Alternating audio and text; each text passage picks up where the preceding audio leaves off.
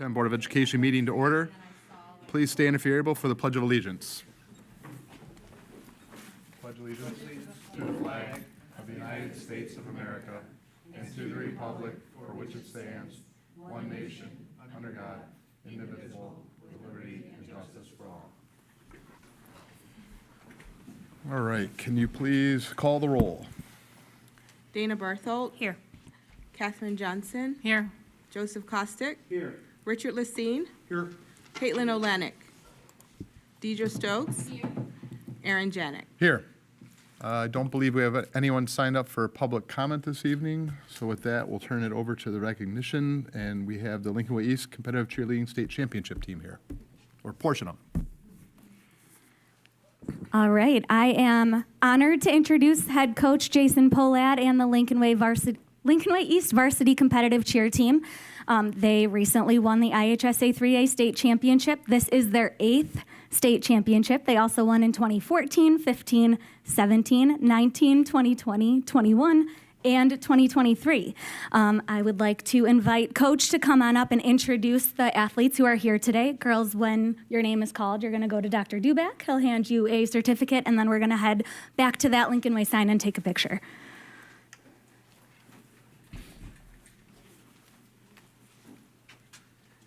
Thank you for having us. It feels like years ago, so anytime we could celebrate this, it's awesome. We have a few of our seniors here today. Libby Petrovich.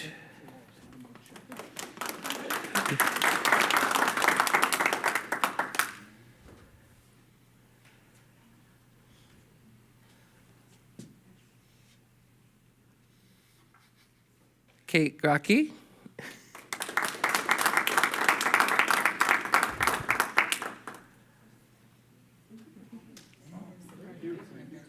Nora Schlinger.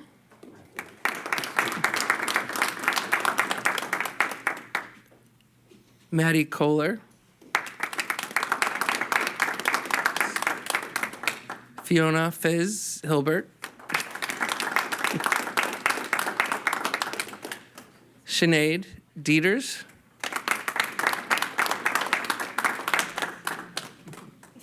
Brianna Drebot. And Emma Carroll. Thank you for having us. Thank you. Great job, Jason. All right, we're going to take a picture. That's the backdrop, so let's squeeze in You can stand in front of me. Totally. You can do a little sorority squat there, girl. I got this. Hop in there, too. Yeah.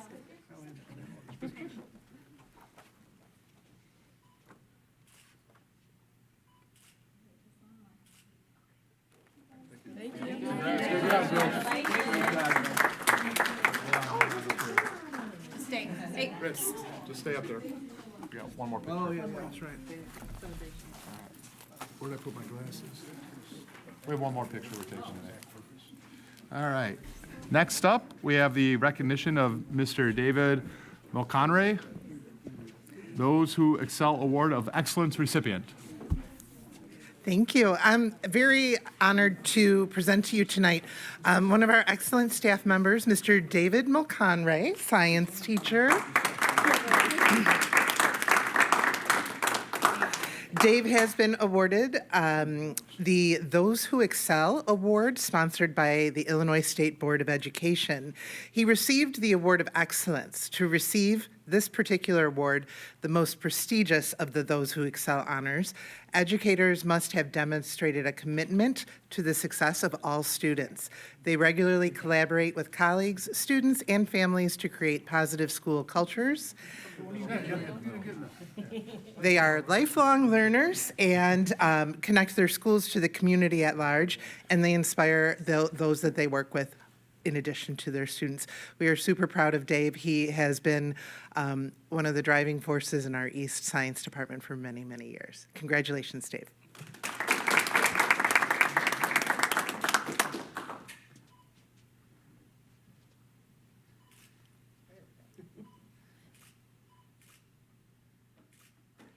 Thank you. Thank you. Thank you. Great job.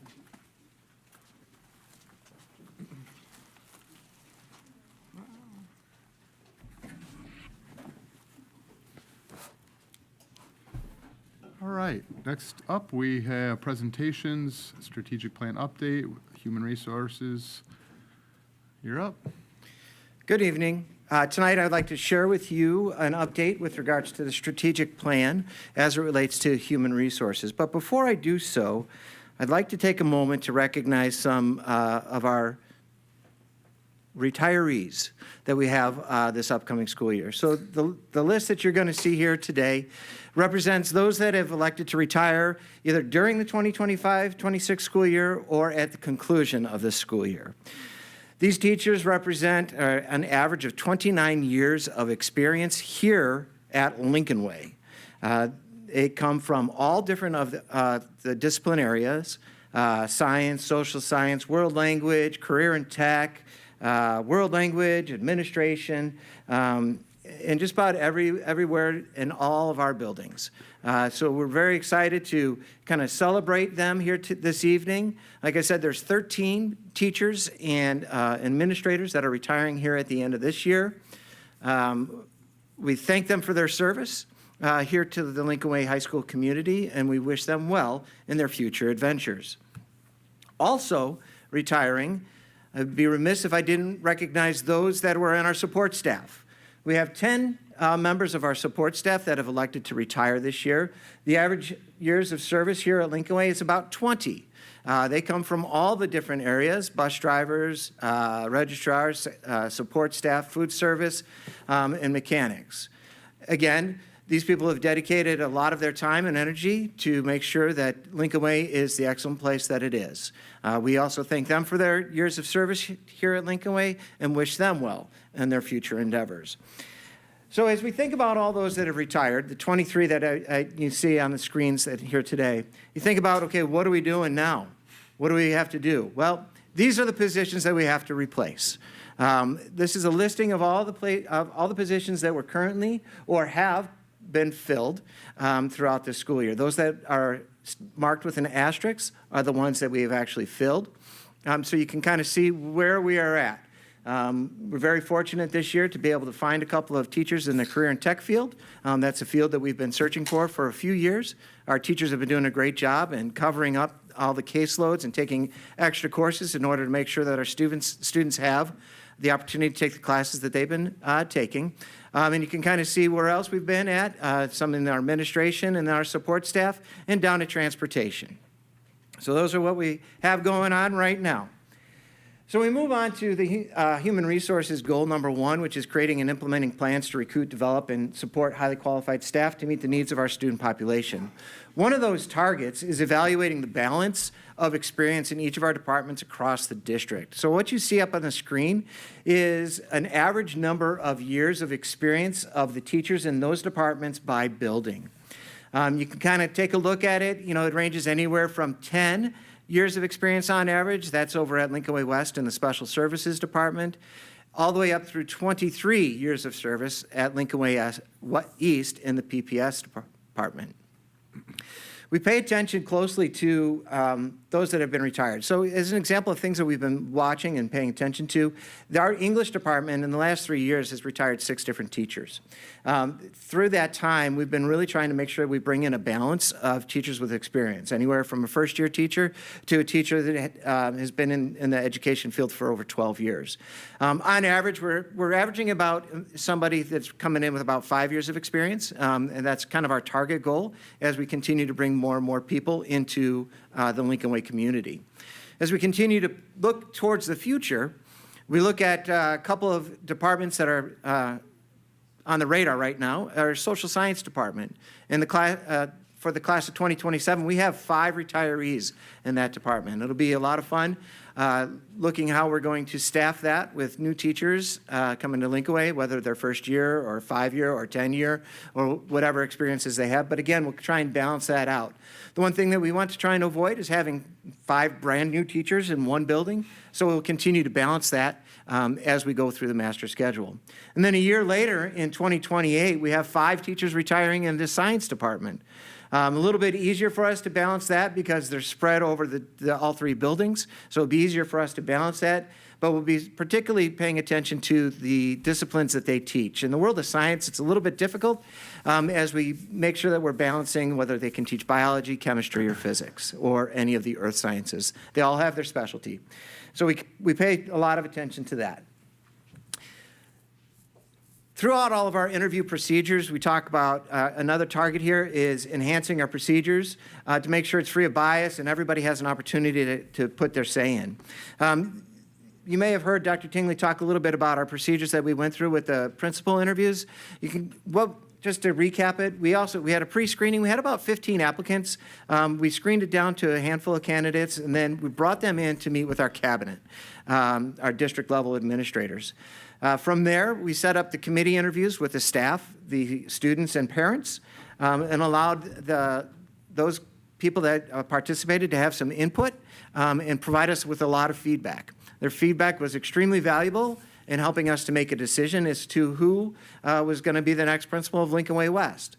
Once we received all their feedback, we took it back and met as our district team again and kind of talked about the feedback that they provided. A couple questions that we've asked all the participants to answer was, do you think that this person would be able to be a principal?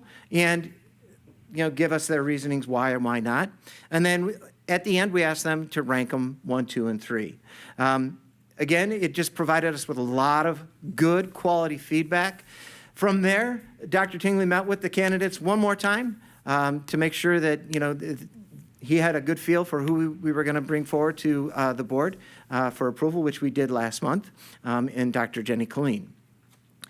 We also did a similar procedure with our Director of Technology. We did a pre-screening process. We had over 30 applicants for this position. We brought in 6 candidates based after our pre-screening, met with a committee. The committee consisted of an associate principal, an instructional technologist, and some district administrators. After that, we debriefed, and then Dr. Tingley and I met with them one more time, the final 2 candidates, and to make our final decision. That gentleman was also presented at the board meeting last month.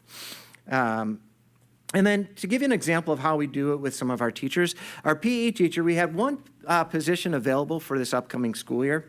And for that, we had an applicant pool of over about 57 people. We narrowed that down, brought in about 8 candidates, and they met with a couple of different committees. The committees consisted of the department chairs, and Dr. Goldie was one committee, and then the athletic directors, principals, and myself was the other. After that, we debriefed, came down to a recommendation, and we were able to come up with the final candidate. The candidate that we brought in is bringing with us an awful lot of coaching experience as well, so he'll be helping out in the extracurriculars. As we continue on, we talk about our recruiting. You may have heard me talk a little bit about this in the fall with regards to the job fairs. So this year I've had the opportunity to attend 4 different job fairs. You can see up on the screen there, that's what our display looks like. We've made some massive improvements with our new swag and our display. It's really attractive when you go out there and you look at it. This year, I've been to ISU twice. Dr. Tingley joined me in the fall. And from the 2 job fairs that we went to down at ISU, we've brought in some PE candidates that we were able to interview for teaching positions. We found a bunch of student teachers. We are the go-to place for student teachers from ISU. We try to be a good partner with them as they try and send us their best of the best as we go through this. From there, in the spring, the most exciting part about the spring job fair for me was the first student that I talked to at the Illinois State Job Fair down in the spring was a CTE candidate. Chatted with him for quite some time. I said, "You're done. You don't need to go anywhere else. I'm bringing you in for an interview next week." We brought him in. The department chair and myself interviewed him, had some really great discussions, offered him a position, and he is accepted. So that is one of our CTE candidates that we brought in. Another job fair that I attended this year was the Tinley Park Convention Center. I went there with the purpose of trying to promote and recruit some more people in our support staff world. So secretaries, bus drivers, maintenance, parapros. It was a great event. We were busy from the opening bell to the closing bell. They wiped us out of all of our swag, which was great. So our name is out there, whether it's on their chip clips or pens and pencils or pads of paper. But we also, the one piece that I did find extremely interesting about that job fair is I actually met a French teacher. He came up, introduced himself. I'm like, why? What brings you out to this job fair? I didn't expect to meet any teachers. He's like, yeah, I was just looking for a job, seeing what I can find. We brought him in. He met with all of our department chairs. And we've actually offered him a position, and he has accepted as well. So the job fairs this year have been very fruitful. We're very happy with the results. Continue to look for more job fairs that will be beneficial for us as we continue to prepare for the upcoming years of many retirees. If there's any questions, I'd be happy to answer them. Catherine? No, I think it's, it's great that, that we're going to be planning constantly for the upcoming retirees. It's insane that we're going to have so many in 1 year in social sciences. That's a lot. And we have to now be a little bit more supportive of all those departments that are going to have that increase of early career teachers, right? I think we do have those internal systems built in, especially that your department chairs are also teach. They can provide some of that coaching that they're desperately going to need. But I think as a board, we might have to be perhaps in the future, just something to think about, maybe more intentional about keeping instructional coaches for a longer period of time, just more than even those 5 years, but out in the future. So maybe planning money-wise, we might have to think about that in the future. That coaching, the mentorship, even more than the prior to tenure. And I believe we do have a mentorship program, right? We do. But how long does that usually? It's really the first and second year for our teachers Okay. that they're there for them and be able to provide that support. But our department chairs, like you said, our department chairs are great resources for our new teachers to Lincoln Way. Yeah. And they provide a lot of information. And our APs, associate principals, provide a lot of support for all of our new teachers as well. Yeah, that's good. Any other questions? All right, thank you, Dr. Murphy. Thank you. Thank you. All right, moving ahead, we have the consent agenda, items E1 through E6. I'd entertain a motion to approve the consent agenda. Second. A motion, a second. Any questions? All right, hearing none, can you please open the vote?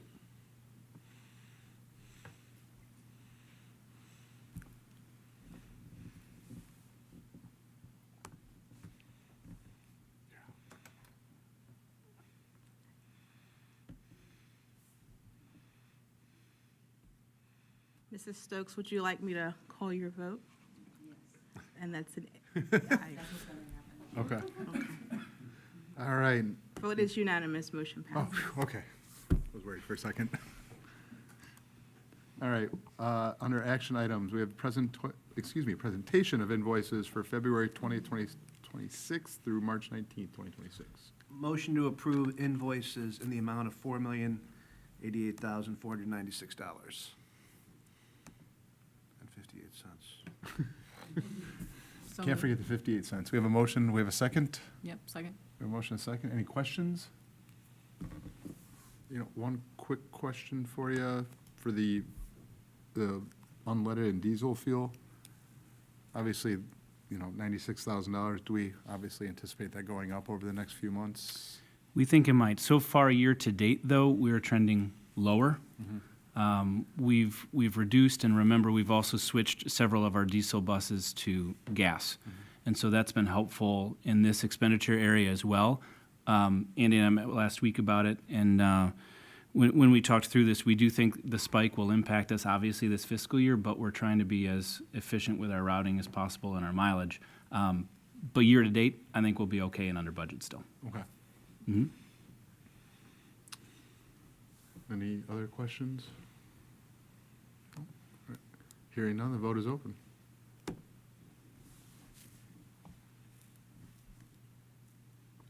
Mrs. Stokes, may I call your vote? This vote is unanimous, motion passes. All right, next up is the treasurer's report for February 2026. In February, revenues totaled $3.4 million. Expenses for the month were $10 million. District's total cash balance on February 28 was $61.8 million. Through the end of February, 52.5% budgeted operating revenues have been received, and 62.9% of our operational spending has occurred. Comparison points through last year, you can see were 52.3 and 63.5 respectively. So as was the case last month, we're trending within a percentage point of where we were last year. The support staff retro pay that happened post-bargaining after that contract was approved will hit the books in March. And accounting for that here, both operating revenues and operating spending are within 0.2 of a percentage point. So we're right on par.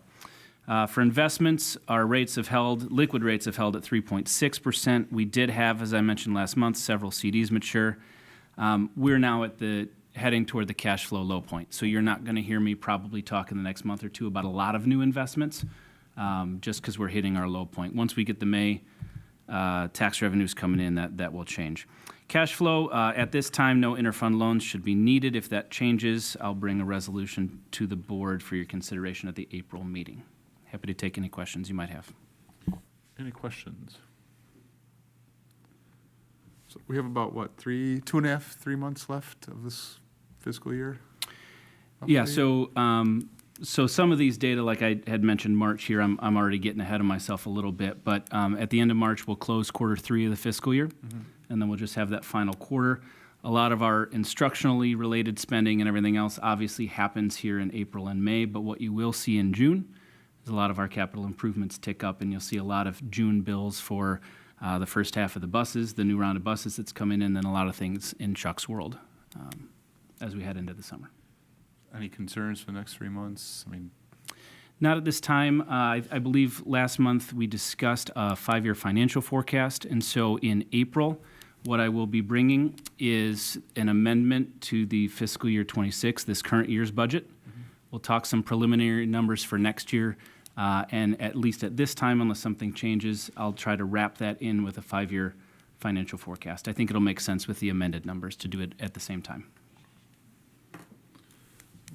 any other questions? Question, under the educational fund, 10, it showed that the income for investment income, the budget was 920,000, but then, do you see what I'm talking about? Yep. Budget's 920, and we have 505,000 received year to date. Got it, okay,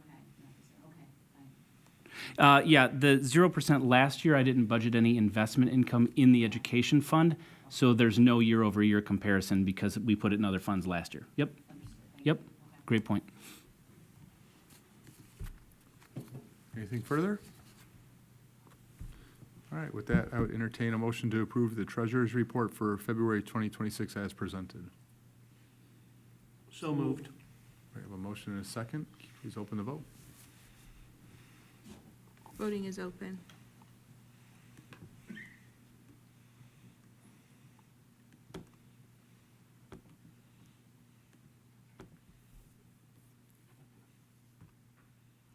Secretary Stokes, I can take your vote.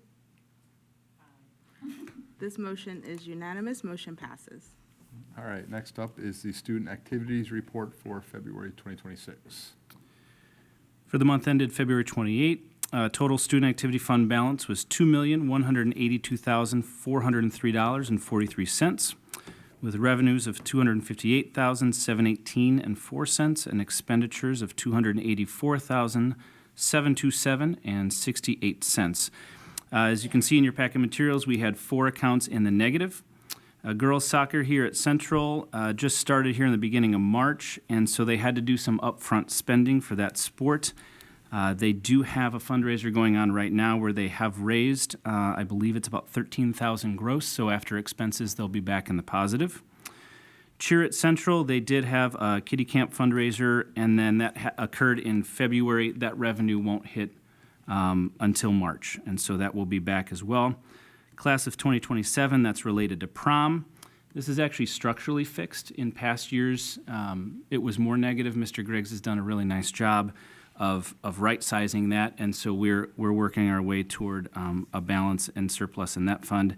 And then boys tennis, as you can see at the bottom of this, is already positive again after the same thing. We bought some uniforms, and the players are purchasing them and keeping them.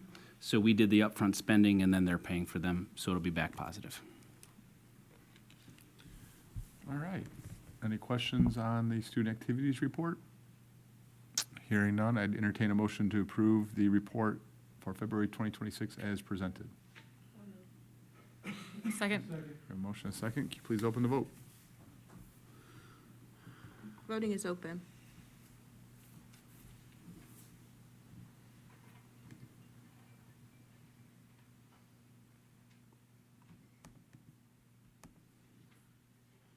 Secretary Stokes, how do you vote? This vote is unanimous. Motion passes. All right, next up is the second reading for the Board of Education meeting schedule for 2026 through 2027. Dates are listed. Rich, just watch at August 1. If there aren't any questions, I'm just kidding. Can't hear me, sorry. I know, I think they it's moved right, it I think back. it's regular, we moved it back, so Rich will be early. Yeah. Yeah. All right. If there aren't any questions, I'd entertain a motion to approve the second reading of the Board of Education meeting schedule as presented. Second. All right. We have a motion and a second. Can you please open the vote? Voting is open.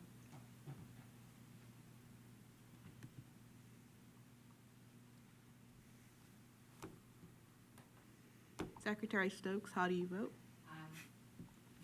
This vote is unanimous. Motion passes. All right. Next up is the registration fees for 2026 through 2027. You'll see in your packet materials tonight, we're recommending some inflationary adjustments to just two of the fees. You can see we have several here: technology, no change; graduation, no change; yearbook, advanced placement. Those are all in line with break-even points in area districts.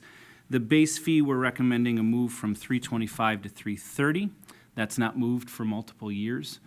We will still be in line right in the middle of the pack in terms of area districts. And then parking, a recommendation to move from $150 to $160 for the same reason. It's been frozen there for a number of years. Revenues from the base fees are placed, just so you know, into the education fund for instructional purposes as they relate to the instructional needs of our students. And then revenues from the parking fees are placed into the operations and maintenance fund, and that goes to help us continue the upkeep of district lots. Happy to take any questions you guys might have. Any questions? All right. Hearing none, I'd entertain a motion to approve the student fees for the 2026-2027 school year as presented. So moved. Second. I have a motion and a second. Can you please open the vote? Voting is open.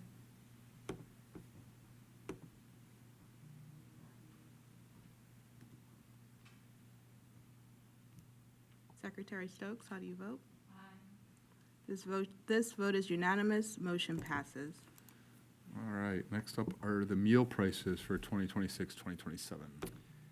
Similar fashion, we haven't changed meal prices for a few years. I'm sure it does go without saying, but I'll say anyway, food costs have gone up. We've all seen that both in the stores and as we eat out. So we're recommending a 75-cent adjustment to bring breakfast to $4 per meal and lunch to $6 per meal.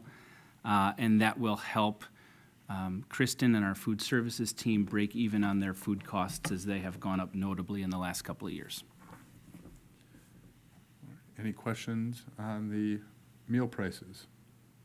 No, and I just want to clarify too, as you said, that this is a break even. This isn't the district is trying to gain more funds or revenue through this cost. It's not something that we're trying to. It is not. It is not a money-making operation. Our goal here is only to break even. Thank you. Thank you. Hearing no other questions, I'd entertain a motion to approve the food service meal prices for the 2026-2027 school year as presented. So moved. A motion and a second. Can you please open the vote? Voting is open.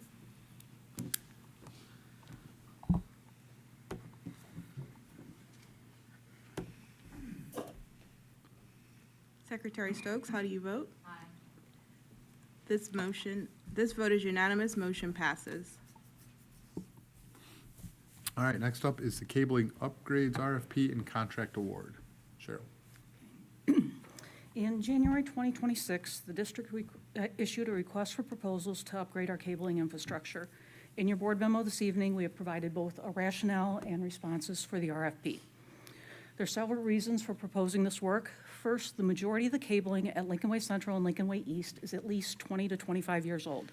While it was appropriate when it was installed, the older cable standards don't support the faster speed capabilities of our new modern switching equipment and wireless equipment. Upgrading to Cat 6A cabling will also allow the district to take full advantage of the multi-gig ports on the new network switches that were purchased last year and provide additional bandwidth for the wireless access points approved by the board in February 2026 for all 3 schools.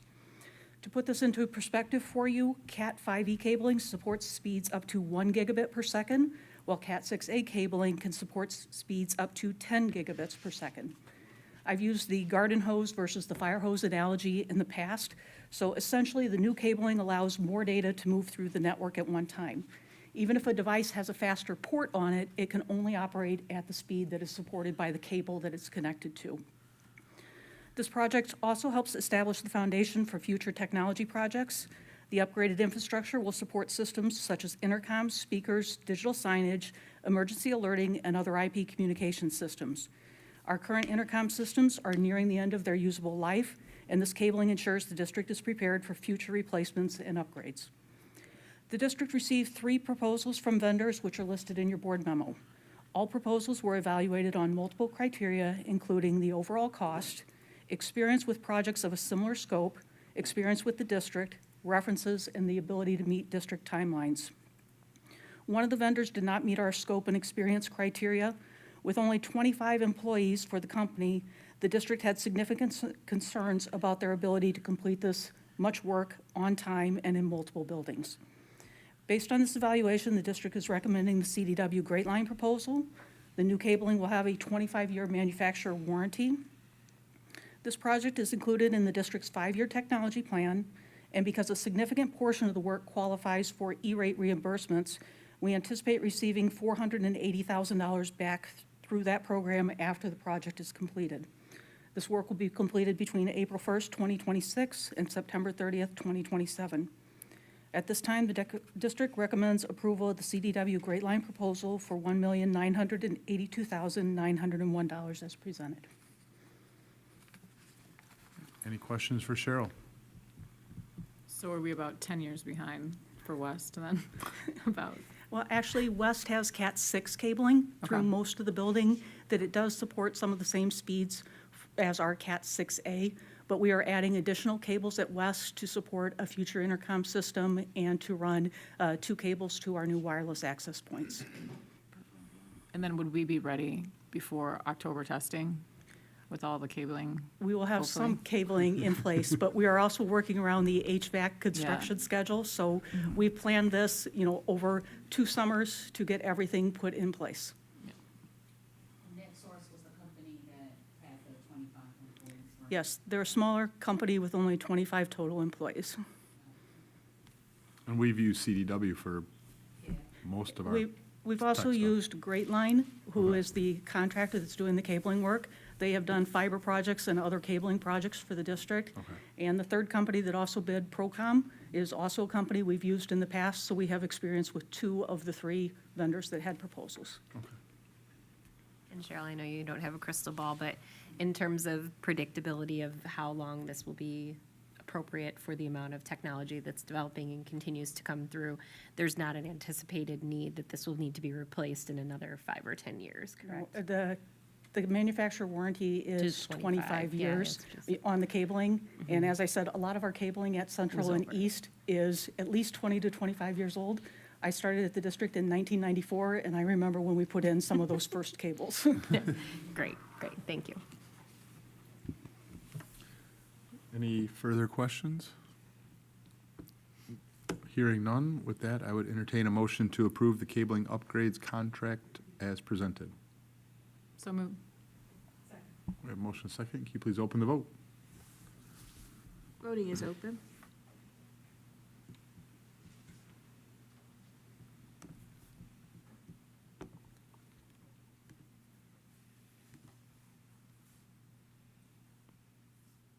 Secretary Stokes, how do you vote? This vote is unanimous, motion passes. Next up is the Quad Plus tax abatement. I think this is the 10th year we've done this. Just kidding. Feels like it. It is year 5 of 5, so Okay, this I is was the gonna final say. time we ever have to discuss this. As the board knows, but I'll just state for the record, this has to do from August of 2019. Board heard a partial tax abatement from Quad Plus, that they have a building now on the west side of Gauger Road, constructed over in the Cherry Hill Business Park. Will County had agreed 5-year, 50% tax abatement. This is a $15,000 impact to us in the aggregate of our property tax value, revenues. So, but what the county clerk requires from the board is an annual resolution to reaffirm your willingness to do this. And so this is year 5 of 5. Any questions? So what happens next year? I know, right. So Nothing happens? Nope, pay back there it. is only a 5-year, 50% abatement, so then they're taxed fully in the future. So the $15,000 will come back to us, or whatever the increase to it is that year. Yep. Great, thank you. Yeah, voting on the resolution. With that, I'd entertain a motion to approve the Quad Plus abatement as presented. So moved. Second. We have a motion, a second. Can you please open the vote? The vote is open.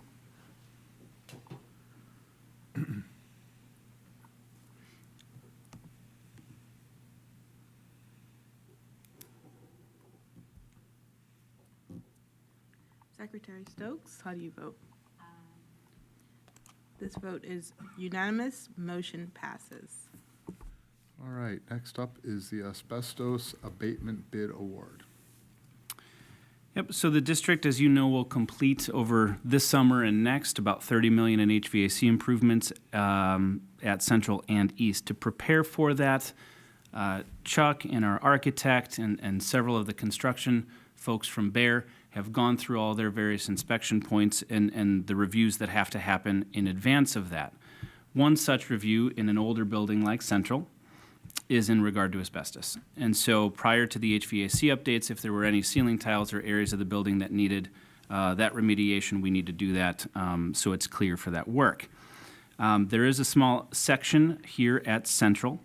And so the district, Chuck and I met with Ideal as a consultant, and we issued notice to bid for this work. That tabulation is in your packet materials tonight. The lowest responsive bid was NES at $38,000. And so that will be paid for out of some of the conservative contingencies with life safety and/or Fund 60. All the paperwork is required to file with IDPH, the licensing, permitting, so on and so forth. So all the applicable components of that work have, with this vendor as well, followed our responsible bidder ordinance. That was important to us, and so I'd like to just state that in terms of board policy and compliance there.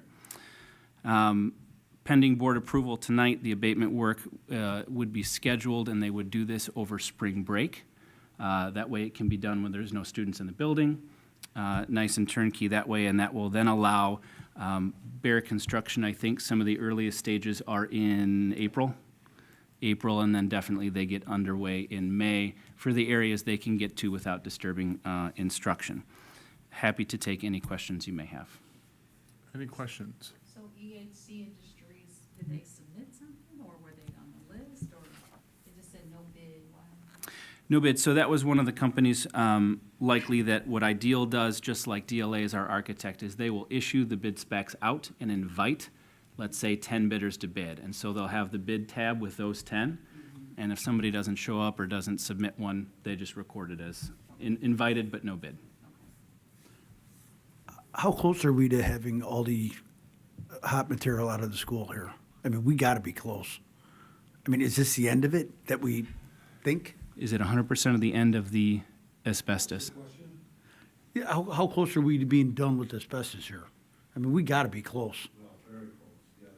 Chuck, come up to the mic. No, I mean, he answered it. That's fine. I mean, at the end of this project we have going on, we got to be, like, at that point, be pretty much done with it, right?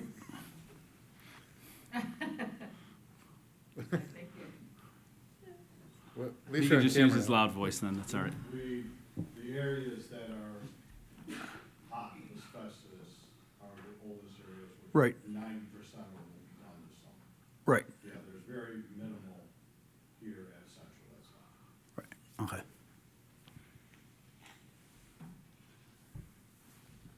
All right, any other questions? I think the difference was $50 for the lowest bidder. So, very, very close bid, you're correct, yeah.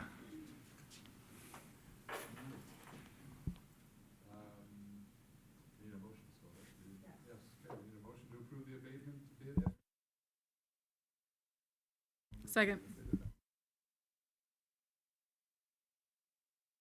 Vote is open.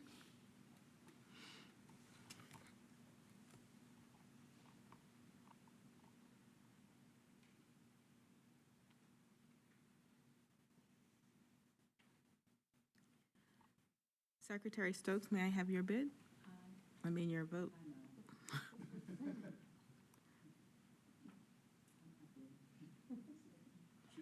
She said aye. Okay, I was waiting. We have one abstain and 1, 2, 3, 4, 5 ayes. This vote passes. All right, next up, we have the summer 2026 district site improvements. So on the agenda for your consideration is an approval. You see DLA's recommendation letter to go with Henry Brothers. So as a reminder, we went out to bid. Now this is all of the non-HVAC. This is our typical transfer every year. We do $4, $5, $6 million worth of work. This is tennis courts at Lincoln Way West, concrete work down and paving work down at Transportation. We have the field events over at Lincoln Way East behind the stadium, and then an auxiliary turf field here. You can read through Mr. Scully's letter from DLA. The bids came in. We have the tabulation between Henry Brothers and Paul Borg. And so you can see the base bid and then all of the alternates. Just because there are so many alternates, some of the alternates 1 through 5 have to do with parking expansions, concrete bleacher pads, some small add-ons. Specifically, alternates 6, 7, and 8 are not a we do them all type of thing. They're differently spec'd turf options for the auxiliary field here. So it's a concept of choosing one or the other. By no fault of our own, sometimes what happens with, and I'm sure some of you guys know this, but between the architects and contractors and the manufacturers, there were some clarification components that led to some pricing adjustments on the turf products that we became aware of, and you can see that in the bid tabulation underneath as well as in Brian Scully's letter. And so what we recommend, Dr. Tingley, Mr. Welke, and I have had a lot of conversation on this. What we would ask for your consideration is to approve the base bid and alternates 1 through 5 here tonight. Henry Brothers, we've been in conversation with them. They're good to do the rest of the work and obviously supervise the install of the turf. But what we would do is then come back in April and approve the actual material for the field itself. There's plenty of it available. There's no harm to the district. This will not affect any timelines. So this is what we feel is fairest and best. I'm happy to take any questions. We're excited to get the projects going, pending board support tonight. Any questions you have, I'd be happy to respond to.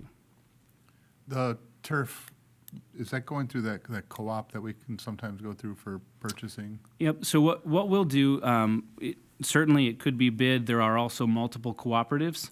And there's really only a couple of big players, that manufacturers that make it, right? And so those manufacturers are also part of, they're both, the two biggest players are part of those cooperatives.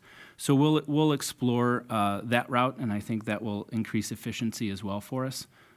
Bring a recommendation for the product next month. Yep. Any other questions?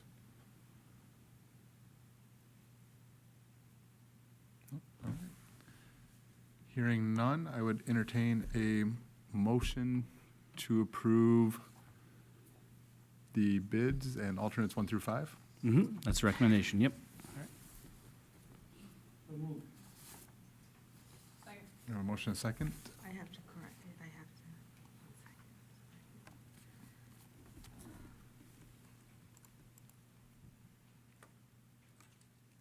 call this vote by hand. No problem. Okay.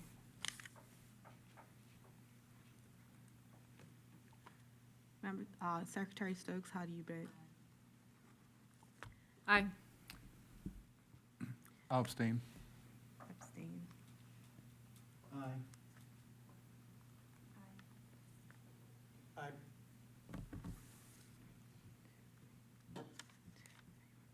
We have 5 ayes and 1 abstain. Vote passes. All right, thank you very much. Next up is renewal of Sikich LLP as the independent inspector general. For your consideration tonight, as the board knows, we have used Sikich in the past. We have both in Board Policy 2261 as well as on our website, and you can see on page 6 of this letter ways in which, if anyone feels there were fraud risk or any sort of thing that wanted to be reported anonymously and through a third party, can send that directly to Sikich. We have a fraud hotline, so there's also a phone number and separate email that goes to. This is just simply a renewal of that agreement to continue using Sikich for this purpose. Any questions on the agreement? All right, hearing none, I'd entertain a motion to approve the renewal of Sikich LLP as the independent inspector general as presented. So moved. We have a motion and a second. Can you please open the vote? Or call it, whatever you need to do. The vote is open. All right. Except for Deidre. For mostly everyone.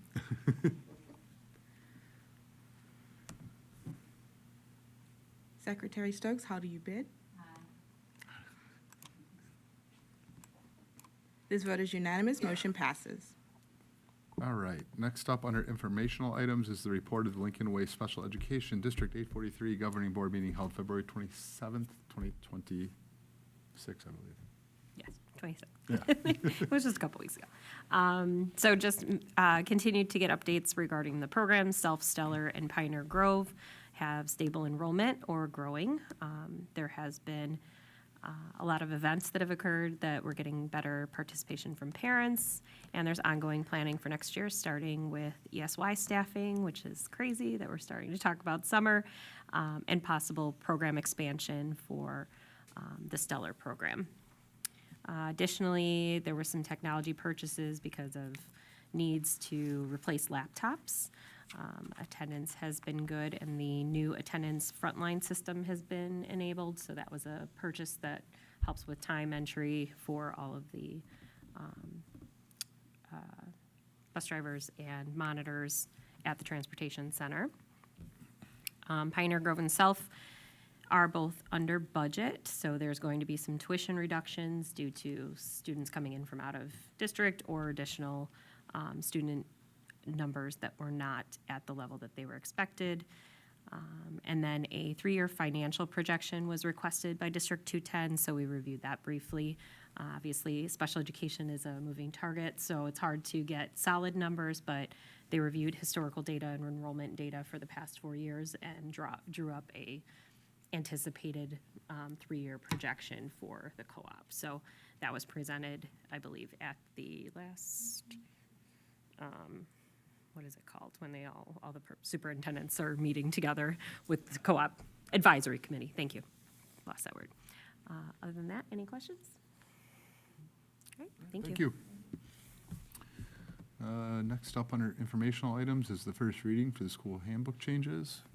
So take a look at that, and we'll come back next month, I believe, for approval. FOIA requests are included in your backup materials. Michelle, looks like you were pretty busy. Our building and grounds report is in here. Chuck, doing a great job. Thank you for that information. Any questions for Chuck on that? Nope. Anything from District 210 Advisory? Anything on the legislative front? Superintendent's district report, very quick tonight. Other district business? Any correspondence? No closed session. Do need to assign 2 members of the board to review closed session meeting minutes, so Caitlin will volunteer for that, along with, I'll skip over Deidre because she's having computer problems and go right to Catherine. So if Dana was absent, I would have gone on that side, so it's just the luck of the draw. And if there being no other business, I'd entertain a motion to adjourn. Second. All those in favor signify by saying aye. All right, we are closed for the evening. Our next meeting is April 16th, 2026.